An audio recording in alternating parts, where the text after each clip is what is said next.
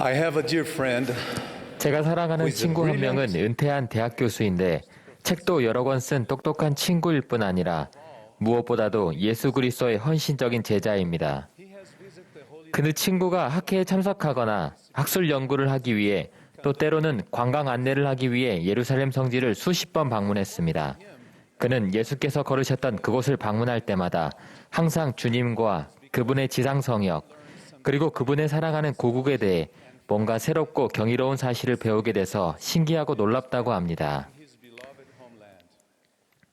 그 친구가 성지에서 배운 것들을 이야기할 때 보이는 경외심은 전염성이 있습니다. 이 경외심은 그가 인생에서 훌륭한 업적을 성취하고 학문을 추구하는 데 근간이 되었습니다. 저는 그 친구의 경험을 듣고 그의 열정을 느끼면서 예수 그리스도께서 가르치신 복음에 대해 우리가 얼마나 더 많이 영적으로 놀랍게 여길 수 있고 또 여겨야 하는지, 그리고 그것이 영생을 향한 우리의 여정과 제자로서의 삶에 어떤 변화를 가져올 수 있을지 곰곰이 생각해 봤습니다.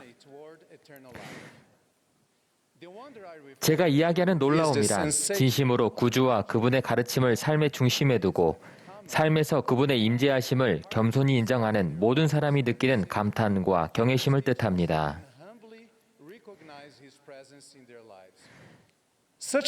그런 경이로운 감정은 성신의 영향력에 의해 생기는 것으로 그리스도의 교리를 따르며 기쁜 마음으로 살아가려는 열정을 불러일으킵니다.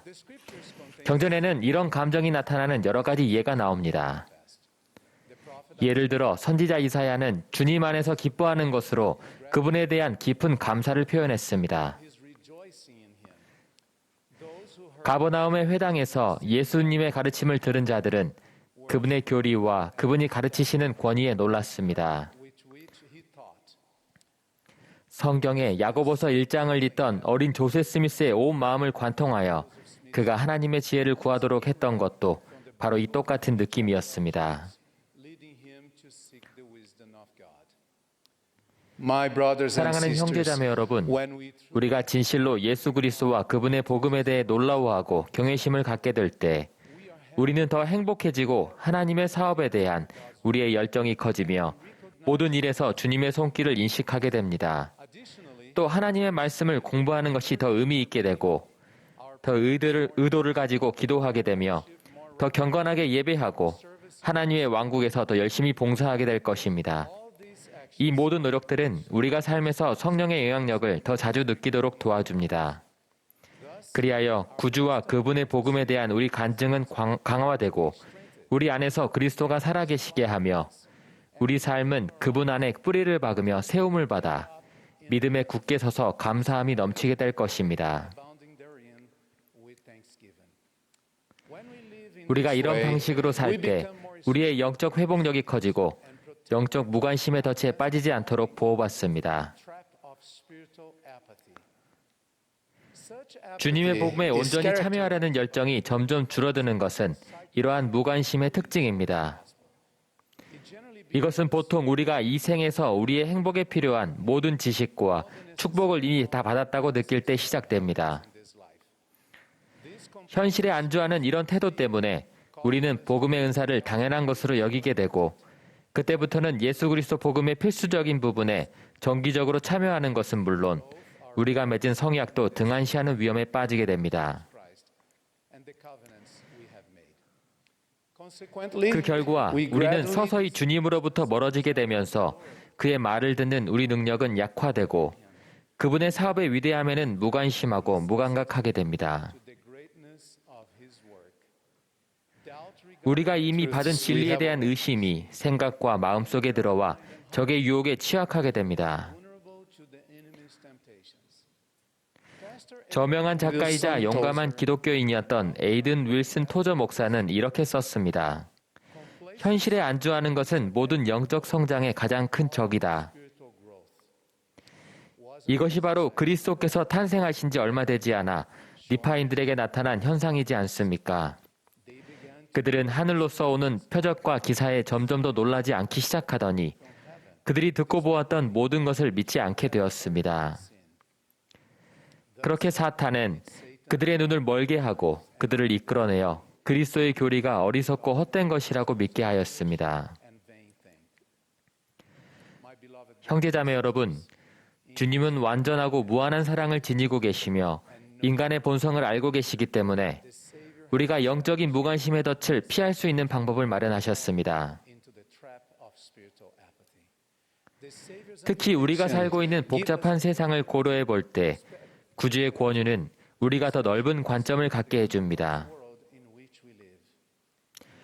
내게서 배우고 내 말에 귀를 기울이라. 나의 영에 온유함으로 걸으라.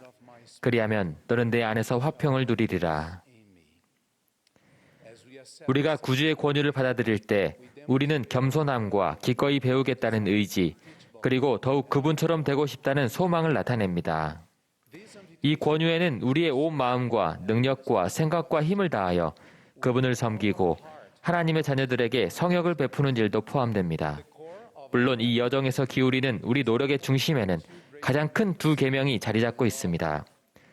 그것은 주 우리 하나님을 사랑하는 것과 우리 이웃을 우리 자신과 같이 사랑하는 것입니다. 이런 유형의 행동은 예수님의 신성한 성품의 일부이며 그분이 지상에서 성역을 베푸시는 동안 하셨던 모든 일에서 분명하게 나타났습니다. 그러므로 우리가 의식적으로 그리고 진심으로 그분을 바라보고 그분의 온전한 모범에서 배우기 위해 헌신할 때 우리는 그분을 더 잘 알게 될 것입니다. 우리가 어떻게 살아야 하는지, 어떤 모범을 보여야 하는지, 어떤 계명을 지켜야 하는지에 대해서 가장 훌륭한 기준을 우리 삶에 적용하려는 열정과 소망이 커질 것입니다. 우리는 더 많은 것을 이해하게 되고 지혜와 신성한 성품이 더하여지며 하나님과 우리 이웃을 향한 사랑이 더욱 커질 것입니다.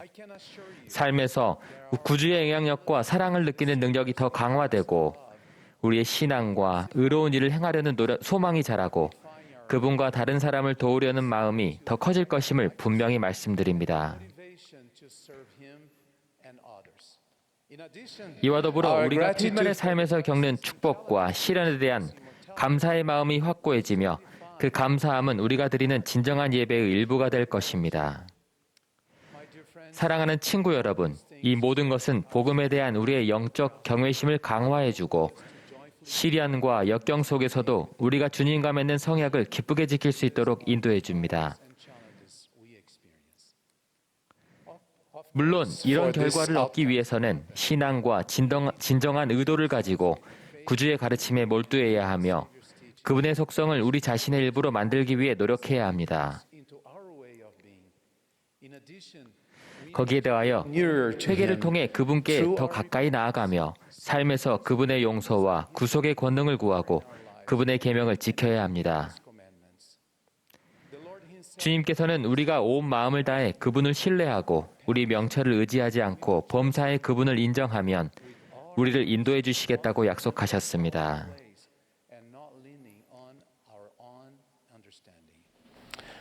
저는 최근에 웨스라는 형제님을 만났는데 이분은 성약의 길에서 멀어진 지 27년 만에 그리스도께서 당신과 당신의 복음으로부터 배우라고 하신 권유를 받아들이고 그분의 놀라운 사랑을 경험하기 시작했습니다.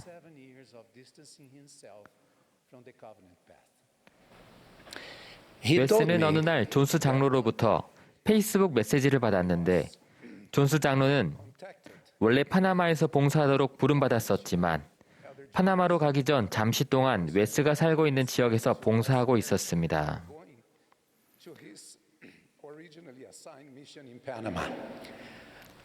존스 장로는 우연히 웨스의 프로필을 보았고 그가 이미 교회 회원이라는 사실도 모르는 채 성신의 인도를 받아 당장 웨스에게 연락해야 한다는 느낌을 받았습니다.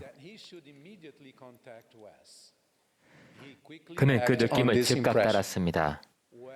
웨스는 생각지도 못한 연락에 놀랐고 그가 성약의 길에서 멀어졌음에도 불구하고 주님께서 자신을 알고 계신다는 것을 깨닫기 시작했습니다.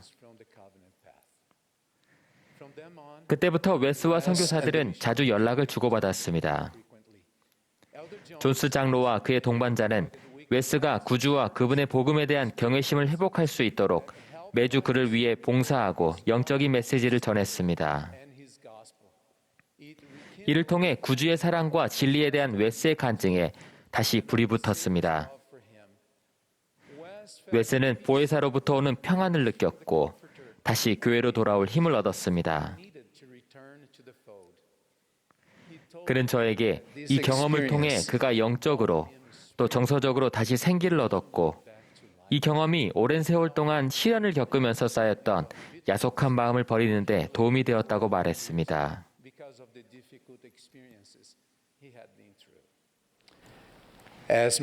제가 앞서 언급한 사려 깊은 교수 친구가 말한 것처럼 우리는 예수 그리스도와 그분의 복음에서 멋지고 경이로운 무언가를 항상 배울 수 있습니다. 주님께서는 우리를 포함하여 그분에게서 배우고 그분의 말씀을 삶에서 실천하려는 모든 사람에게 아주 멋진 약속을 주셨습니다. 주님께서는 에녹에게 이렇게 말씀하셨습니다. 보라, 나의 영이 내 위에 있나니 그런즉 내 모든 말을 내가 옳다 하리라. 또 산들이 내 앞에서 도망할 것이요 강들이 그 진로를 바꾸리라. 그리고 너는 내 안에 거하라. 그리하면 내가 내 안에 있으리니. 그분의 종 베냐민 왕을 통해서는 이렇게 말씀하셨습니다.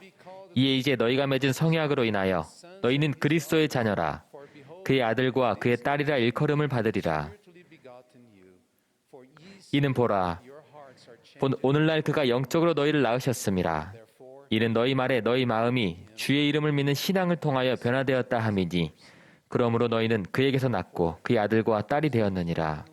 그러므로 우리가 구주로부터 배우고 그분의 모범을 따르려고 진심으로 계속 노력할 때 그분의 신성한 성품이 우리의 생각과 마음에 새겨지고 좀 더 그분과 같이 되며 그분과 동행하게 될 것을 그분의 이름으로 여러분께 약속드립니다.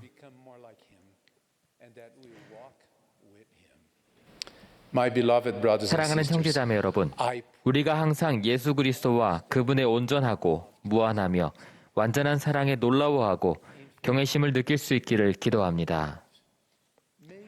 우리가 눈으로 본 것과 마음으로 느낀 것을 기억하여 구주의 속죄 희생에 대한 우리의 경외심이 자라기를 바랍니다. 이 경외심은 우리가 영적, 정서적 상처를 치유받고 그분께 가까이 다가가는 데 도움이 될 수 있습니다. 아버지께서 충실한 자들에게 주려고 예비하신 다음과 같은 위대한 약속에 우리가 감탄하기를 바랍니다. 왕국은 너희의 것이요 왕국의 축복도 너희 것이요 영원한 부도 너희 것이니라. 또 모든 것을 감사함으로 받는 자는 영화롭게 될 것이요 예수는 세상의 구속주이시며 이 교회는 그분의 교회입니다. 이 진리를 경이롭고 거룩하며 숭고한 우리 구주 예수 그리스도의 이름으로 간증드립니다. 아멘.